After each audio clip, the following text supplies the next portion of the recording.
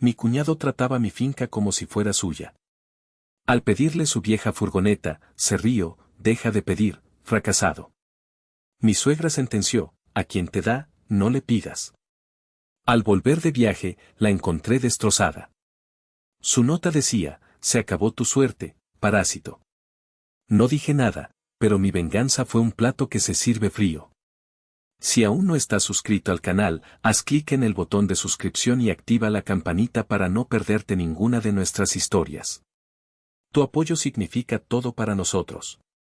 Si esta historia te parece interesante, déjale un like. También me encantaría saber de qué ciudad eres, déjanos el nombre de tu ciudad en los comentarios. Ahora, empecemos con la historia. Permíteme que empiece diciendo que nunca pensé que estaría contando esta historia.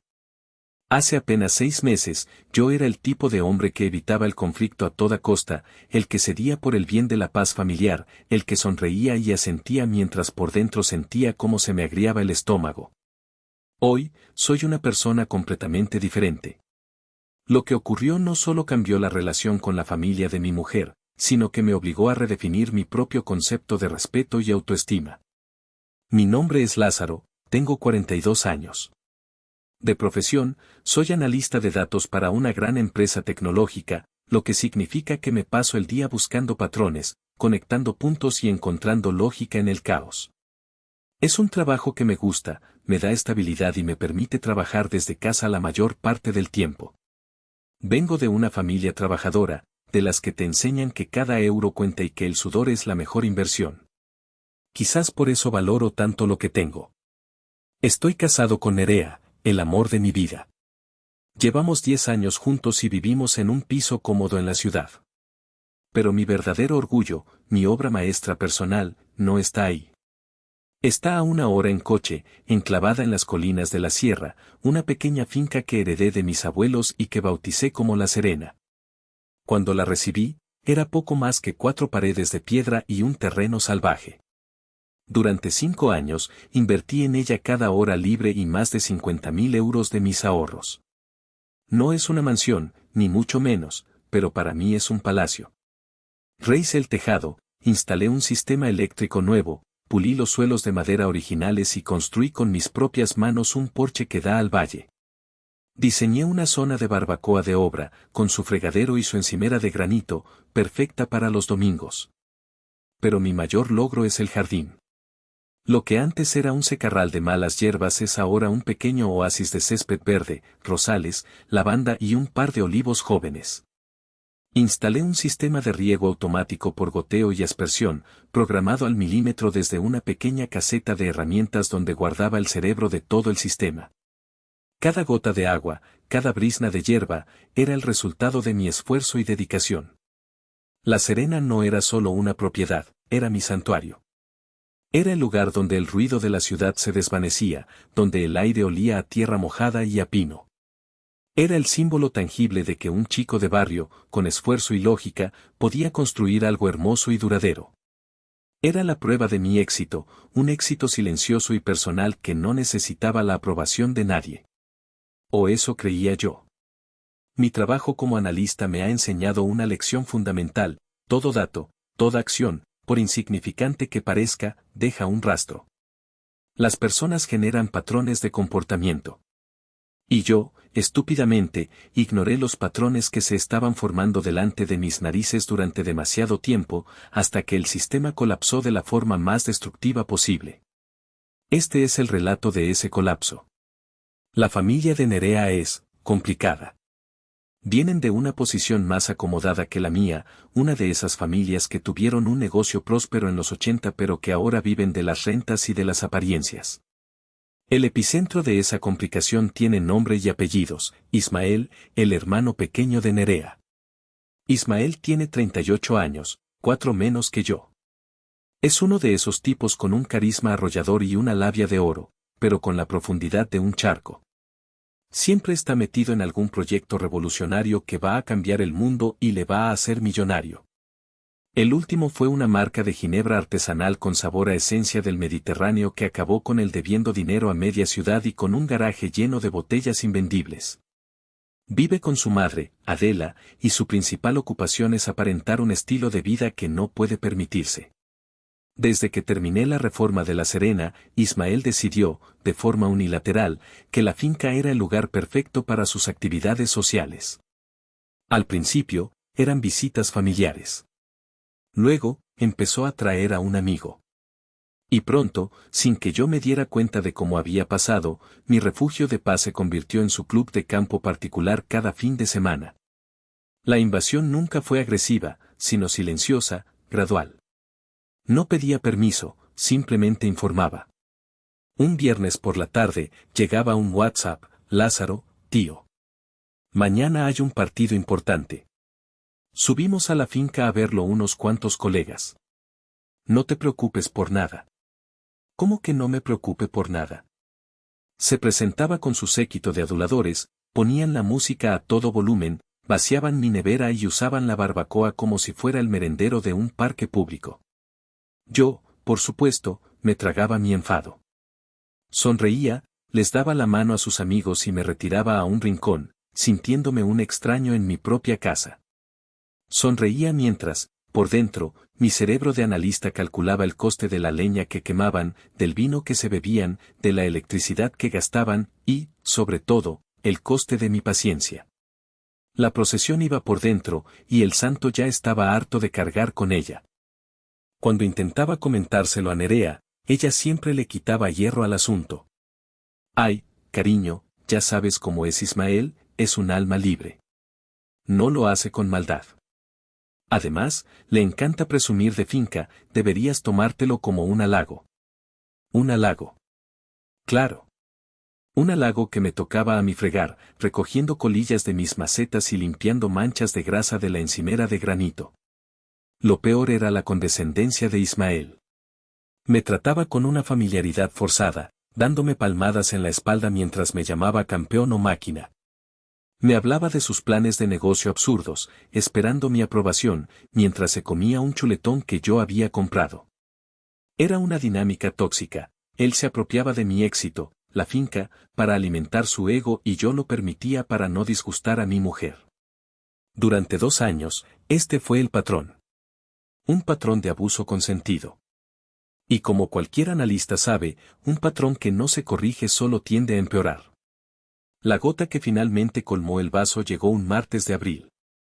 Había encontrado por internet unos muebles de roble antiguos, perfectos para el Salón de La Serena, a un precio de ganga. El único problema es que estaban en un pueblo a 100 kilómetros y necesitaba un vehículo grande para transportarlos. Mi coche es un sedán, imposible meterlos ahí. Entonces, se me encendió una bombilla.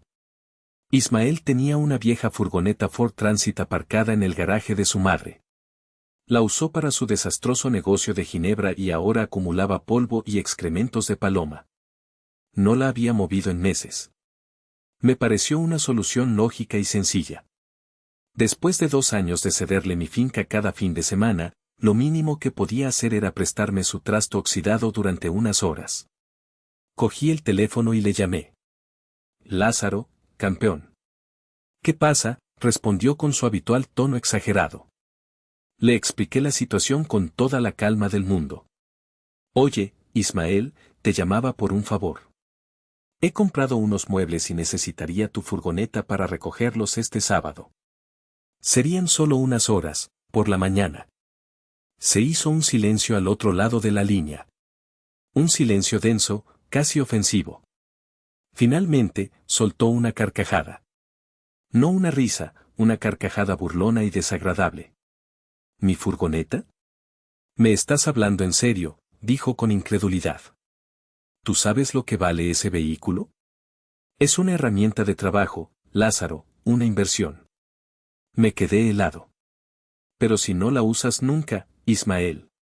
Eso no es asunto tuyo, me cortó en seco, su tono volviéndose agrio. Con la casa que tienes y el sueldazo que ganarás mirando numeritos en el ordenador, ¿no te da para alquilar algo? En serio, Lázaro, deja de pedir y búscate la vida, que a veces pareces un fracasado. Fracasado. La palabra me golpeó en la cara como un ladrillo. Colgué el teléfono sin despedirme, con un nudo en la garganta. Pero el ataque no había terminado. 10 minutos después, sonó mi móvil. Era Adela, mi suegra. Lázaro, hijo, empezó con esa voz melosa que usaba para sermonear. Me ha llamado Ismael, muy disgustado. A quien te da la mano, no le pidas el brazo entero. Deberías estar agradecido de que mi hijo comparta sus amigos y su alegría en tu casa, en lugar de ponerle en estos compromisos. Hay que saber estar en su sitio. Y ahí estaba. El patrón completo. El abuso, la humillación y la justificación. Ya no era una cuestión de una furgoneta. Era una cuestión de respeto. Y en ese preciso instante, el analista de datos tranquilo y paciente que vivía en mí empezó a morir, y algo nuevo, algo mucho más frío y calculador, comenzó a tomar forma. Alquilé una furgoneta por internet esa misma tarde. Me costó 60 euros por un día completo. No le dije nada a Nerea sobre la conversación con su hermano, no todavía. Simplemente le comenté que había preferido alquilar una para no molestar. Ella, ajena a la humillación, asintió y dijo que era una buena idea. El sábado por la mañana, mientras conducía hacia el pueblo de los muebles, el silencio en la cabina de la furgoneta era total. Nerea me acompañaba, y notaba que algo no iba bien. Mi silencio no era el de siempre, el de un hombre tranquilo sumido en sus pensamientos. Era un silencio denso, pesado. Cariño, ¿estás bien? Estás muy callado, dijo al fin. La miré un instante. Vi en sus ojos la preocupación genuina y el amor que sentía por mí, y eso hizo que la decisión que estaba empezando a tomar en mi cabeza fuera aún más difícil. Pero necesaria. Hablé con tu hermano para pedirle la furgoneta, dije, con la voz plana, sin emoción. Ah, ¿y qué te dijo?, preguntó, inocentemente. Me dijo que no. Me llamó fracasado y me dijo que me buscara la vida. Nerea se quedó pálida. ¿Qué? No puede ser, seguro que era una broma, Lázaro. Ya sabes cómo es él. No era una broma, Nerea, la interrumpí, pero sin levantar la voz. Y tu madre me llamó 10 minutos después para decirme que debía saber cuál era mi sitio y estar agradecido. Sus palabras exactas fueron, a quien te da la mano, no le pidas el brazo entero.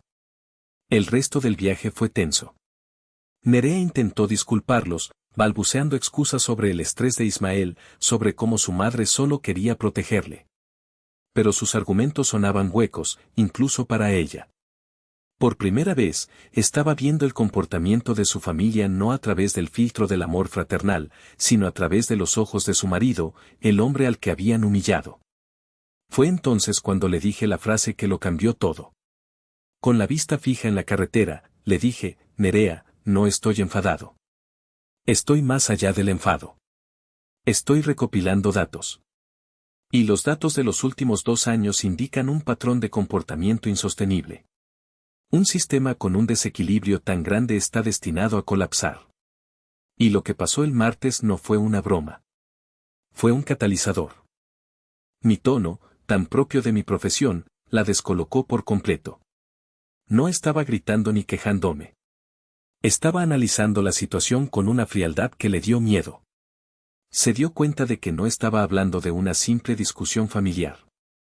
Estaba hablando de un punto de no retorno. Se recostó en su asiento y no volvió a decir una palabra en todo el trayecto. El silencio ahora era compartido, y en él se masticaba la certeza de que algo se había roto para siempre. Recogimos los muebles, que eran preciosos, y los llevamos a la finca. La tensión seguía en el aire, pero intentamos actuar con normalidad.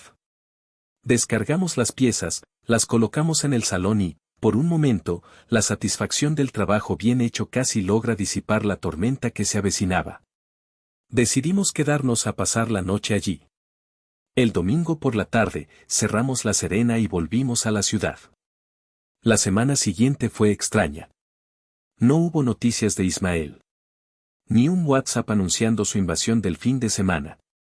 Nerea lo interpretó como una señal de que quizás se sentía culpable. Yo lo interpreté como la calma que precede a la tempestad. Mi instinto de analista me decía que un patrón tan arraigado no se rompía de repente, solo se transformaba en algo peor. El siguiente fin de semana, Nerea y yo teníamos planeado un viaje corto a la costa, un aniversario que habíamos pospuesto. Nos fuimos el viernes y volvimos el domingo por la noche. Estábamos cansados pero contentos. El aire del mar nos había sentado bien. Llegamos a la urbanización de la finca pasadas las 10 de la noche. Todo estaba oscuro, silencioso. Conduje por el camino de tierra que llevaba a mi parcela y, al girar la última curva, los faros del coche iluminaron la entrada. Y mi corazón se detuvo. El portón de hierro forjado, que yo mismo había restaurado y pintado, estaba abierto de par en par, una de sus hojas colgando de una sola bisagra, como una mandíbula rota. ¿Pero qué?, balbuceó Nerea. Salí del coche de un salto, sin ni siquiera apagar el motor. La escena que me encontré era una pesadilla. Una declaración de guerra. El jardín, mi jardín, había sido profanado. Había botellas de cerveza y alcohol rotas por todas partes, sus cristales brillando malignamente bajo la luz de la luna. El césped estaba lleno de surcos profundos, como si hubieran estado derrapando con un coche o una moto. Mis rosales estaban decapitados, las flores esparcidas por el suelo. Entré corriendo en la parcela, con Nerea detrás de mí, llamándome entre sollozos. La zona de la barbacoa era un desastre. Habían volcado las mesas y las sillas, y en la pared de piedra blanca, alguien había pintado con spray negro un grafiti burdo y ofensivo, nido de parásito. Pero el golpe de gracia, el ataque verdaderamente cruel y calculado, estaba en la parte trasera. Corrí hacia la pequeña caseta de madera donde guardaba las herramientas y el corazón del sistema de riego. La puerta había sido reventada a patadas. Y dentro, el programador digital y la bomba de agua habían sido destrozados. No rotos, destrozados. Alguien se había ensañado con ellos, probablemente con un hacha o una maza, hasta reducirlos a un amasijo de plástico y metal. El cerebro de mi jardín había sido asesinado. Mi oasis se estaba muriendo de sed, y el asesino se había asegurado de que no pudiera hacer nada para evitarlo. Volví al porche, aturdido, con la náusea subiéndome por la garganta. Y entonces lo vi. Clavado en el centro de mi preciosa mesa de roble macizo, la que acababa de traer hacía una semana, había un destornillador. Y debajo de él, una servilleta de papel arrancada de un dispensador. La saqué con manos temblorosas. La caligrafía era inconfundible, la misma escritura perezosa y arrogante de Ismael. La nota era corta, brutal y directa. Se acabaron las fiestas gratis, aprovechado. A ver si esto te enseña a tener tus propias cosas. Ismael. Nerea leyó la nota por encima de mi hombro y soltó un grito ahogado, como si le hubieran dado un puñetazo en el estómago. Se derrumbó en una de las sillas volcadas, llorando desconsoladamente. Yo, sin embargo, no lloré. No grité. Sentí como una capa de hielo se formaba alrededor de mi corazón. La ira era tan intensa, tan pura, que se había vuelto sólida. Fría. En ese momento, el viejo Lázaro, el que evitaba los conflictos, murió definitivamente. Y el analista de datos tomó el control total. Ismael había cometido un error fatal. No había destrozado solo mi finca. Me había dado exactamente lo que necesitaba, datos. Pruebas irrefutables. Y con ellas, iba a construir un caso tan sólido, tan metódico y tan devastador que desearía no haber nacido. Mientras Nerea seguía sollozando, mi mente empezó a trabajar a una velocidad de vértigo. El shock inicial dio paso a una claridad helada. Ismael, en su estúpida arrogancia, creía que esto era una simple pelea familiar, una rabieta que se solucionaría con el tiempo. No entendía con quién estaba tratando. Él veía a un cuñado apocado.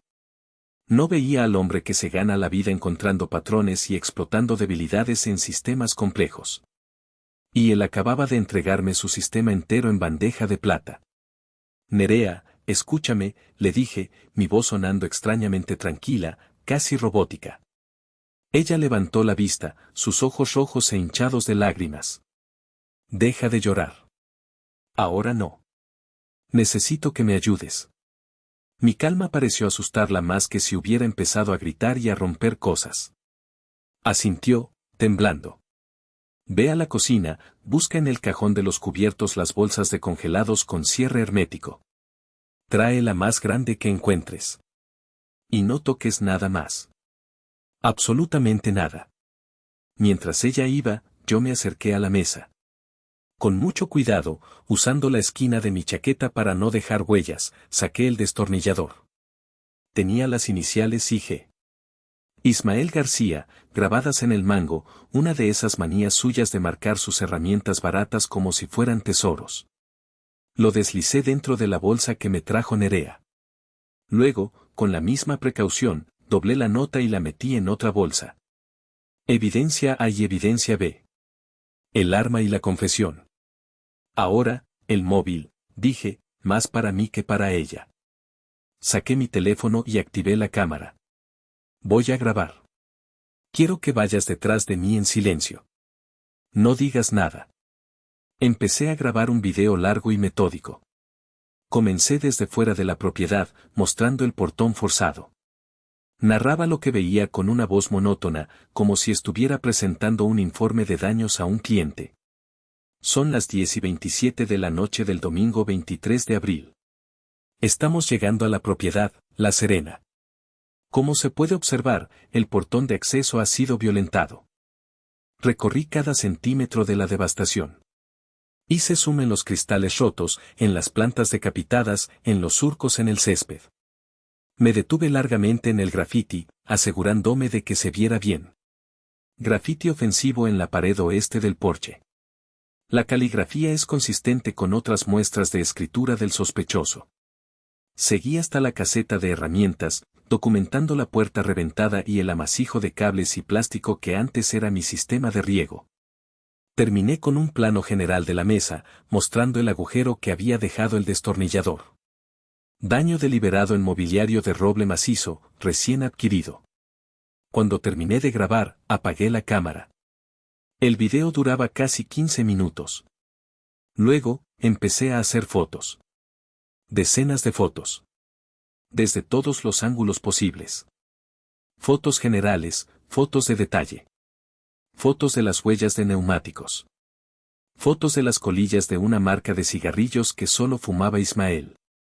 Estaba construyendo mi caso, pieza por pieza, con la misma meticulosidad con la que había construido aquel jardín. Nerea me miraba con una mezcla de miedo y asombro. Lázaro, ¿qué estás haciendo? ¿Vas a llamar a la policía? No, respondí sin mirarla, mientras fotografiaba una huella de bota junto a un rosal destrozado. Llamar a la policía ahora sería un error. Lo tratarían como vandalismo genérico, un caso menor. No. Esto no es un asunto policial. Es un asunto civil. Es un asunto de seguros. Y es un asunto fiscal. Voy a ir por él por todos los flancos. No voy a dejarle una sola salida. Me levanté y la miré.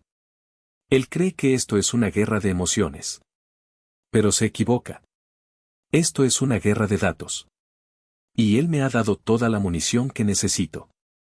Ahora, vamos a entrar en la casa, cerraremos la puerta y no tocaremos nada más hasta mañana. Mañana empieza la verdadera batalla. Pasamos la noche en vela. Nerea, agotada de tanto llorar, se quedó dormida en el sofá. Yo me pasé horas delante de mi portátil, organizando las pruebas en carpetas, haciendo copias de seguridad en la nube y redactando un documento cronológico de los hechos. Detallando los 2 años de abuso sistemático de la finca. Cada mensaje de WhatsApp, cada fin de semana de fiesta, todo estaba ahí. A las 8 en punto de la mañana del lunes, empecé a hacer las llamadas.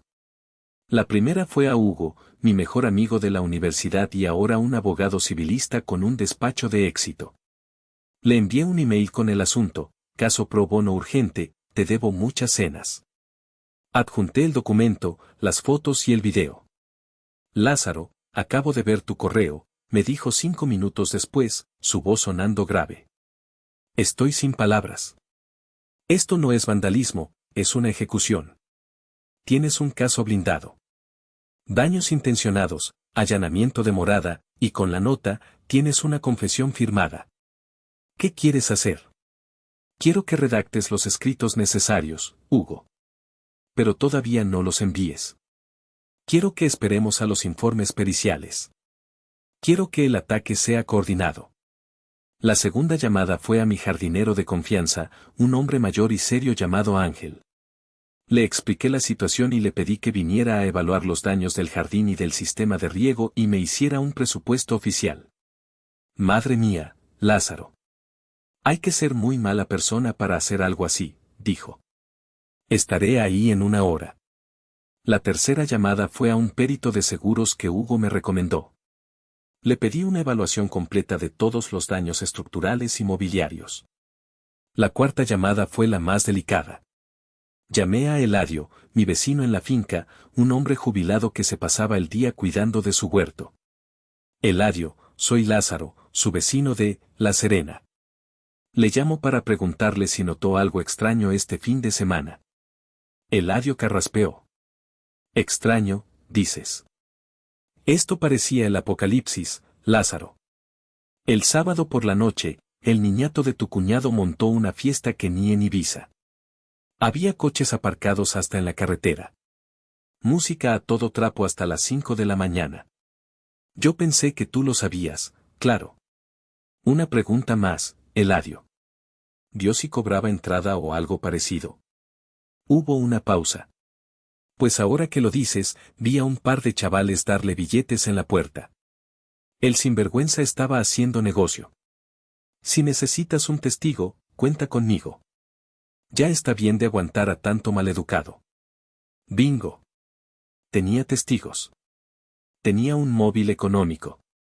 La última llamada fue para el coronel Ramiro, el tío de Nerea, hermano de su difunto padre. Un hombre de la vieja escuela, recto como una vela y con un sentido del honor inquebrantable. Era el patriarca de la familia, el único al que Adela y, por extensión, Ismael, respetaban y temían. Le conté la historia completa, sin omitir un solo detalle humillante. Su única respuesta al final de mi relato fue un gruñido y una frase: déjame hacer unas gestiones. Y Lázaro, has hecho bien en no actuar en caliente. La cabeza fría gana las guerras. Colgué el teléfono. La maquinaria estaba en marcha. Cada llamada era una pieza de artillería apuntando en la misma dirección. Ismael se había despertado esa mañana creyéndose un conquistador. No sabía que ya era un hombre sentenciado. La semana siguiente fue un torbellino de actividad silenciosa. Mientras Nerea y yo intentábamos mantener una apariencia de normalidad, por debajo se estaba tejiendo una red legal y administrativa imparable. Los informes llegaron uno tras otro, cada uno más demoledor que el anterior. El informe de Ángel, el jardinero, detallaba la destrucción total del sistema de riego y la bomba, además de los daños en plantas y césped. Presupuesto de reparación, 8.500 euros. El informe del perito de seguros valoraba los daños en el portón, la caseta, el mobiliario y la pintura en 17.000 euros. La suma total ascendía a 25.500 euros. Una cifra precisa, documentada y aterradora. Con todos los documentos en mi poder, di la orden de ataque a Hugo. El plan se ejecutó en 3 frentes simultáneos, diseñado para crear el máximo impacto y cortar cualquier vía de escape. Frente 1, el seguro. El golpe financiero directo. Presenté la reclamación a mi compañía de seguros del hogar. Adjunté el informe cronológico, los 2 presupuestos periciales, las más de 100 fotografías, el video de 15 minutos y, como joya de la corona, una foto en alta resolución de la nota de Ismael. El agente que gestionó mi caso me llamó al día siguiente. Señor Lázaro, he visto muchos siniestros en mi carrera, pero esto es de una malicia extraordinaria. Con la confesión por escrito, el caso es incontestable, me dijo. Procederemos a abonarle la totalidad de los costes de reparación, descontando su franquicia de 300 euros. Y, por supuesto, nuestro departamento jurídico ejercerá de inmediato el derecho de repetición contra el causante del daño para recuperar hasta el último céntimo. Su cuñado recibirá una carta certificada de nuestros abogados esta misma semana reclamándole los 25.500 euros. El primer misil estaba en el aire. No era yo quien le pedía el dinero. Era una corporación multimillonaria con un ejército de abogados. Frente 2, la vía administrativa. El acoso legal. Siguiendo las instrucciones de Hugo, presenté 2 escritos. El primero, en el registro del ayuntamiento. Una denuncia formal, como vecino, por la realización de eventos masivos no autorizados con ánimo de lucro en una propiedad residencial, alterando el orden público. Adjunté la declaración firmada de mi vecino Eladio como testigo. Esto activaría una inspección y una posible sanción económica considerable por violar las ordenanzas municipales. El segundo escrito fue más sutil y letal. Hugo redactó una denuncia anónima para la agencia tributaria. En ella, se detallaba con una precisión quirúrgica la actividad económica sumergida de Ismael, su negocio de fiestas en La Serena, el cobro de entradas, las fechas. Se sugería investigar sus cuentas bancarias y su nivel de vida, que no se correspondía con ninguna actividad laboral declarada. Hacienda puede tardar, Lázaro, me advirtió Hugo, pero son como un perro de presa. Una vez que huelen la sangre, no sueltan a la víctima hasta que la han desangrado del todo. Frente 3, la presión familiar. El jaque mate moral. Este frente lo dirigía el coronel Ramiro. Con la información que le di, hizo sus propias averiguaciones. Llamó a primos, a sobrinos, a viejos amigos de la familia. Reconstruyó el historial de abusos y pequeños favores de Ismael. Descubrió que no era el único que había sufrido su caradura, solo el que había recibido el golpe más fuerte. Le expliqué a Nerea cada paso del plan. Ella estaba horrorizada, pero ya no por mí, sino por su hermano. Había visto las fotos, había leído la nota. La venda se le había caído de los ojos. No es venganza, Nerea, le repetí, usando la lógica como un bisturí para calmar sus miedos. Es la consecuencia inevitable de sus acciones. Causa y efecto. Es un algoritmo simple. Él introdujo la variable, destrucción y humillación. El sistema, simplemente, le está devolviendo el resultado correspondiente, responsabilidad y ruina. Yo solo me estoy asegurando de que el resultado le llegue a la dirección correcta, sin intermediarios ni filtros emocionales. Ella asintió, por fin comprendiendo. No estaba destruyendo a su familia. Estaba protegiendo la nuestra. La primera carta llegó un jueves. Era de la compañía de seguros. Ismael me llamó al instante. Su voz no era arrogante ni burlona. Era un chillido agudo de pánico. Lázaro. Y me ha llegado una carta. Una puta carta de tus abogados diciendo que te debo 25.000 euros. Esto es un error, tienes que pararlo, gritaba, sin aliento. Esperé a que terminara su perorata. Luego, con la voz más serena que pude fingir, respondí, no son mis abogados, Ismael. Son los abogados de mi seguro. Y no es un error. Es la factura por los daños que causaste en mi propiedad. Te sugiero que hables con ellos. O mejor, con tu propio abogado, si es que puedes permitirte uno. Y colgué. 2 días después, recibió la notificación del ayuntamiento. Volvió a llamar, esta vez sonando completamente histérico. No contesté. Le envié un WhatsApp, cualquier comunicación, a través de mi abogado, Hugo Pérez. Aquí tiene su número. Fue entonces cuando entró en escena mi suegra, Adela. Me llamó llorando, suplicando, acusándome. Estás destrozando a mi hijo. Estás rompiendo la familia por dinero. Se equivoca, Adela, le respondí, el hielo en mi voz cortando sus lamentos. La familia la rompió su hijo con un destornillador y un bote de spray. El dinero es solo la herramienta que usa la justicia para medir el tamaño de la estupidez humana. Y la de su hijo, créame, es monumental. El golpe de gracia lo dio el coronel Ramiro. Convocó una reunión familiar de carácter urgente para el domingo por la tarde. En su casa. Un chalet imponente en las afueras, un terreno neutral donde su autoridad era absoluta. La convocatoria era ineludible. Llegamos puntuales. Nerea caminaba a mi lado, con la cabeza alta. Me apretó la mano con fuerza.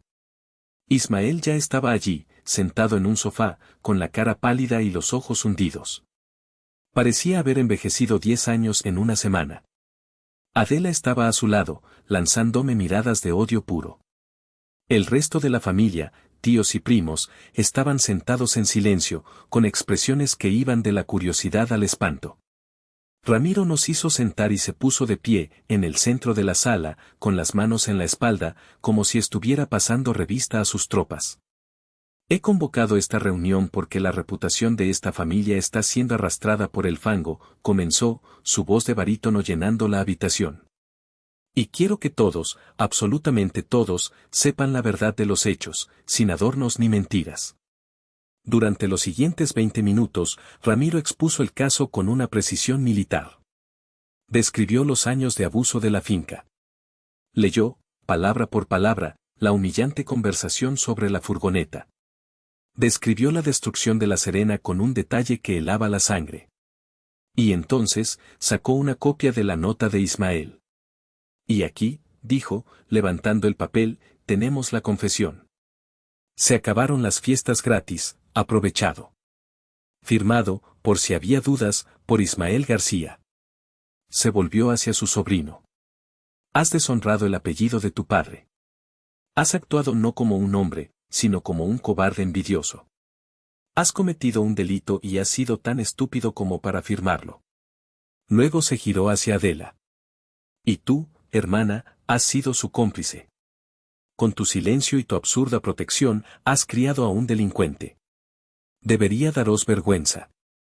El silencio en la sala era tan profundo que se podía oír el zumbido del frigorífico en la cocina. Ramiro me miró. Lázaro ha actuado con una contención y una dignidad que ninguno de vosotros dos merecéis. Ha recurrido a la ley, que es lo que hacen las personas civilizadas. Y yo, como cabeza de esta familia, apoyo todas y cada una de sus acciones. El juicio había terminado. La sentencia estaba dictada. Las consecuencias para Ismael fueron una lenta y agónica demolición de su vida de apariencias. La reunión familiar fue solo el principio. La condena moral de Ramiro le convirtió en un paria dentro de su propio clan. Los primos le evitaban, los tíos le negaban el saludo. Para hacer frente a la deuda con el seguro, tuvo que hacer lo impensable, vender el viejo Mercedes de su difunto padre, la última reliquia del antiguo esplendor familiar. Adela lloró durante días. Aún así, no fue suficiente. Tuvo que pedir un préstamo bancario, encadenándose a una deuda que tardaría años en pagar. La multa del ayuntamiento por la fiesta ilegal fue de 3.000 euros. Y la guinda del pastel llegó unos meses después, una carta certificada de la agencia tributaria anunciando el inicio de una inspección fiscal exhaustiva. El perro de presa de Hacienda le había encontrado. El resultado, según me contó Hugo más tarde, fue una sanción que le dejó temblando y una deuda con el Estado que terminó de hundirle. Su círculo social se desintegró. La historia de la finca, adornada con los detalles más escabrosos, corrió como la pólvora. La gente que antes le reía las gracias ahora cruzaba de acera para no saludarle. El campeón, el alma de la fiesta, se convirtió en el loco de la finca, el tipo que destrozó la casa de su cuñado por una rabieta. Mientras tanto, Nerea y yo usamos el dinero del seguro para reconstruir La Serena. No solo la reparamos, la mejoramos. Pusimos un portón nuevo, más robusto. Instalamos un sistema de seguridad con cámaras. El jardín, bajo los cuidados de Ángel, volvió a nacer, más frondoso y vibrante que antes. Nuestra relación, forjada en esa crisis, se volvió indestructible. Habíamos mirado al abismo juntos y habíamos salido del otro lado, más unidos que nunca. Él había intentado destruir nuestro refugio, y lo único que consiguió fue convertirlo en una fortaleza. Los meses pasaron. La vida recuperó una nueva normalidad. Una normalidad sin llamadas de Ismael, sin invasiones de fin de semana, sin sonrisas forzadas. Una normalidad pacífica y real. La primera Navidad después del incidente, toda la familia se reunió, como era costumbre, en casa del coronel Ramiro. Era la prueba de fuego. Ismael y Adela estaban allí, arrinconados en un sofá, con la mirada perdida. Nadie se acercaba a hablar con ellos. Cuando llegamos, me crucé con Ismael en el pasillo. No pudo sostenerme la mirada. Murmuró algo que sonó como lo siento. No le respondí. No con ira, ni con rencor. Simplemente, con la indiferencia que se le reserva a un dato irrelevante, a un error del sistema que ya ha sido corregido y archivado. No había nada más que decir. Mi silencio era más elocuente que cualquier palabra. Más tarde, sentado en el porche con una copa de vino, observando la noche fría, reflexioné sobre todo lo ocurrido. Ismael quería enseñarme una lección sobre no ser un aprovechado. Y, en cierto modo, lo consiguió. Aprendí la lección. Aprendí que el mayor aprovechado es el que abusa de la bondad ajena hasta que la convierte en resentimiento. Aprendí que la paz familiar no puede comprarse al precio de la propia dignidad. Él no destruyó mi finca, él destruyó su propio futuro con sus propias manos. Yo no me vengué, simplemente, me negué a ser la víctima de su narrativa. Recopilé los hechos, presenté las pruebas y dejé que el sistema hiciera su trabajo. Dejé que los datos hablaran por sí mismos. Y los datos, a diferencia de las personas, nunca mienten.